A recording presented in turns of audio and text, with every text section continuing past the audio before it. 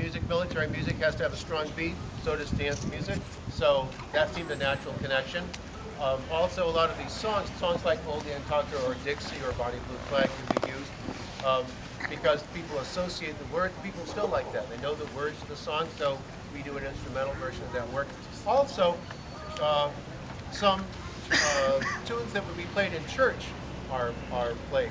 I had a experience when I played the organ at a church on Sunday mornings, and our minister was an Irishman who'd been transported to London, Irish immigrant family from London, and then he moved to the United States. And I was playing one morning this hymn, and I thought to myself, I know this as a drum corps song, and it was in the hymnal as a hymn. And he came in and he said, well, what are you doing? You're playing the Star of the County Down. It's an old Irish folk song. And he had learned it in the East End of London in the 1940s and knew all the words. He never sang much during the services, but he knew all the words to the Star of the County Down. So that's a tune that has, it's used as a hymn. Some people only know it that way. I learned it through fife and drum corps and folk dances, and our minister knew it as a folk song that he only sang and never did an instrumental version.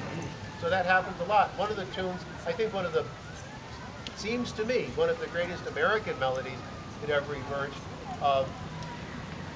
is the great African-American spiritual, Swing Low, Sweet Chariot. And sometimes when you're a drummer, you really want, after a few decades of doing this, you really want to be able to play the melody sometimes. So at least I get to write the arrangements to do this. But some of these tunes, I always thought, boy, wouldn't it be great if we could just Swing Low, Sweet Chariot. So after a while, I wrote the arrangements, so we do.